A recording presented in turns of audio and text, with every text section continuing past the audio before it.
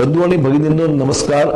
शीख धर्माचे नववे गुरु श्री गुरु तेग बहादुरजी साहेब यांच्या 350व्या शहीदी शताब्दी वर्षानिमित्त येत्या 24 आणि 25 जानेवारी रोजी नांदेड येथील मोदी ग्राउंडवर हिंद दी चादर हा कार्यक्रम आयोजित करण्यात आला आहे।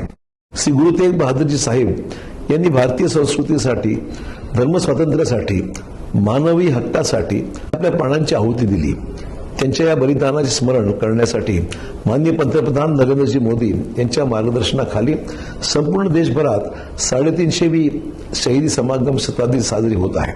महाराष्ट्राचे मुख्यमंत्री माननीय देवेंद्रजी फडणवीस यांनी महाराष्ट्रात या कार्यक्रमाचे अतिशय वेगळ्या पद्धतीने आयोजन केले आहे। हा कार्यक्रम केवळ एक स्मरणाचा कार्यक्रम न राहता या निमित्ताने श्री गुरु तेग बहादुरजी साहेब यांच्याशी संबंधित 9 समाजांना एकाच मंचावर आणून सामाजिक समरसतेचा संदेश देण्याचा देवेंद्रजींनी प्रयत्न केलेला आहे।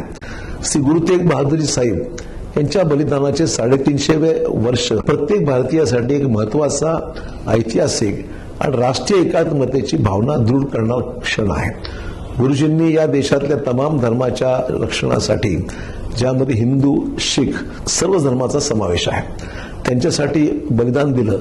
भारतीय संस्कृती आणि मानवी हक्कासाठी त्यांनी हौतात्म्य पत्करलं।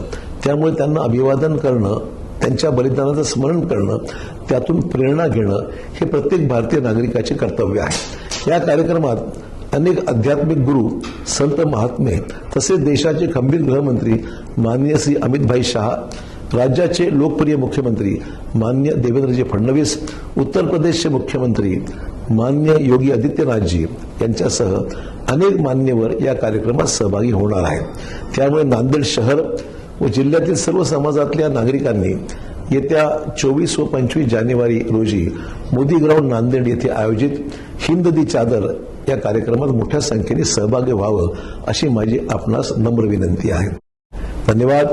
जय हिंद, जय महाराष्ट्र।